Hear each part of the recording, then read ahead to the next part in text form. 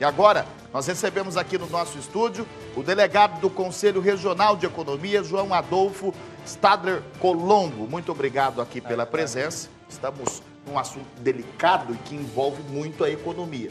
Então, a gente trouxe aqui quem entende para valer do assunto, tá? A gente vai discutir um panorama sobre os impactos das manifestações na economia.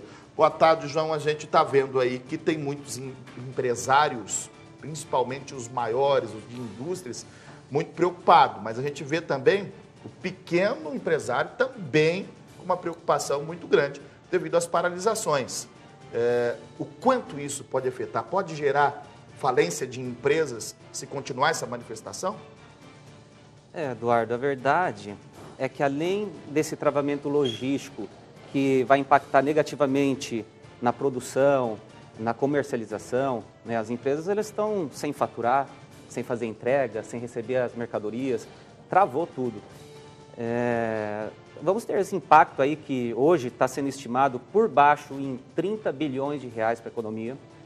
É um ponto triste de se avaliar, porque a gente estava num momento de inversão, né? Depois de um ano passado com 1% de crescimento no PIB, a expectativa era de 3% para esse ano.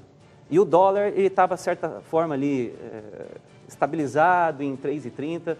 Então, o que está acontecendo? Hoje mesmo a Petrobras está caindo 9%, na sexta-feira perdeu 15%.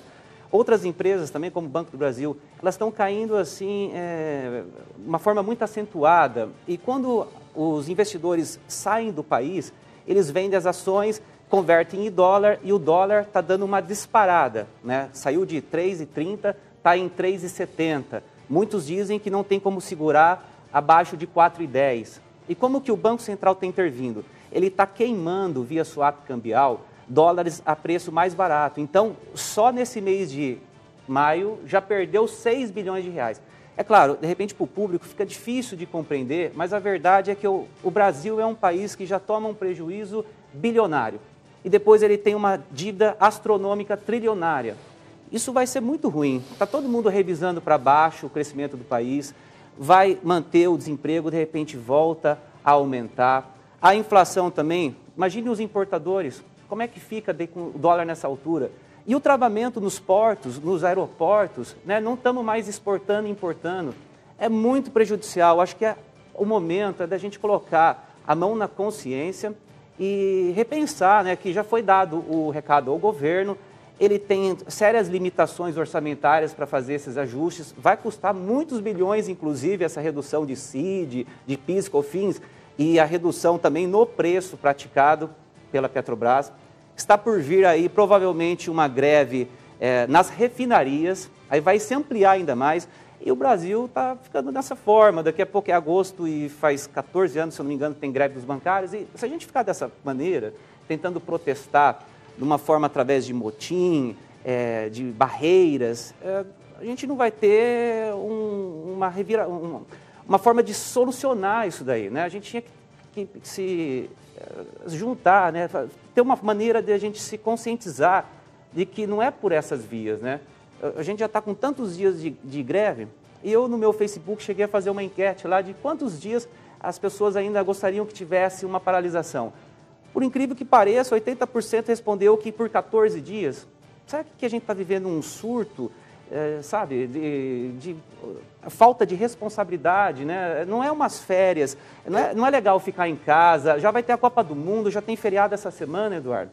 Falando da questão da economia, economicamente, quantos dias de paralisação seriam necessários para a gente poder afirmar entramos em situação de caos? Quantos Dá dias? Para dizer mais ou menos? Olha, Porque tem gente falando assim, eu quero que a greve termine hoje, eu quero que a greve dure mais uma semana. Ninguém está falando eu quero que dure para sempre, né? Uhum. Dá para ter uma expectativa, um cálculo mais ou menos, o qual a gente pode passar a partir dali e falar, entramos em situação de caos?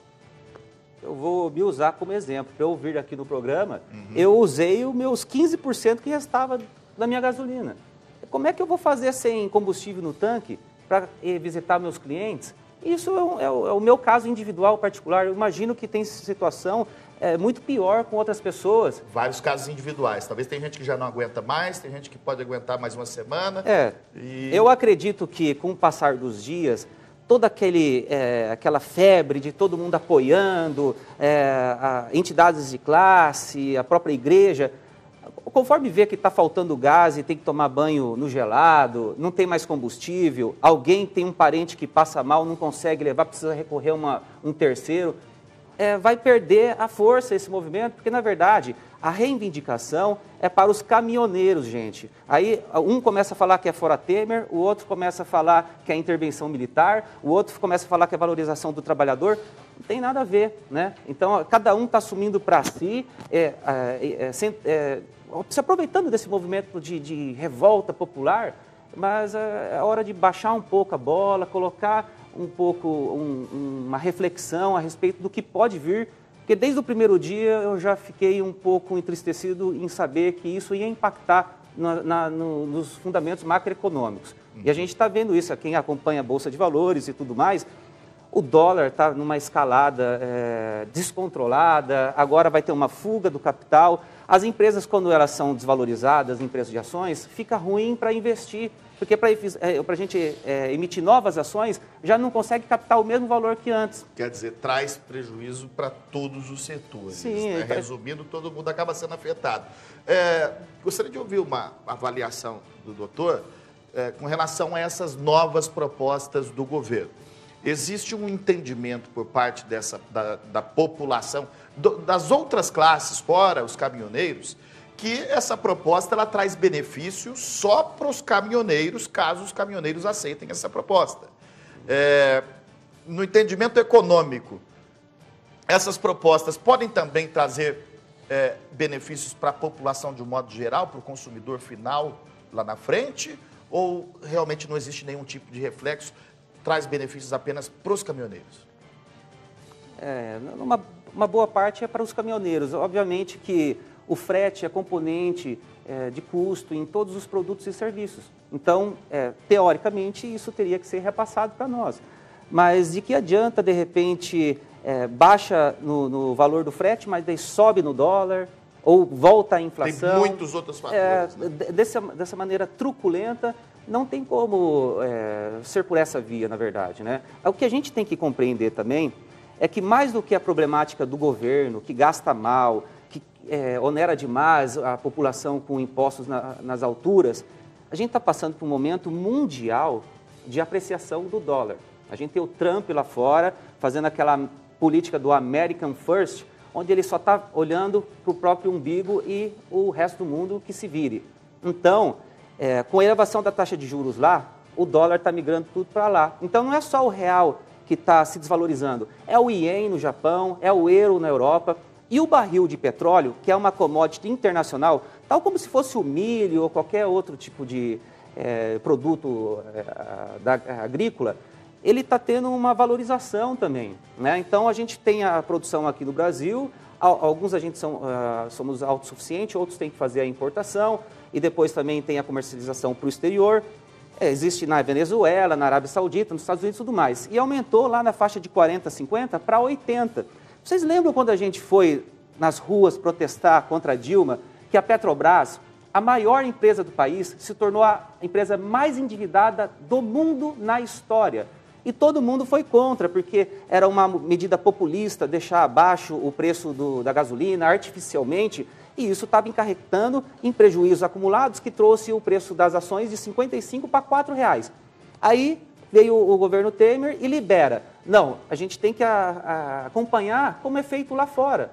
E daí flutuou os preços. O que aconteceu? Esse primeiro trimestre, depois de 4 anos, deu lucro. Então, o que a gente quer, afinal das contas?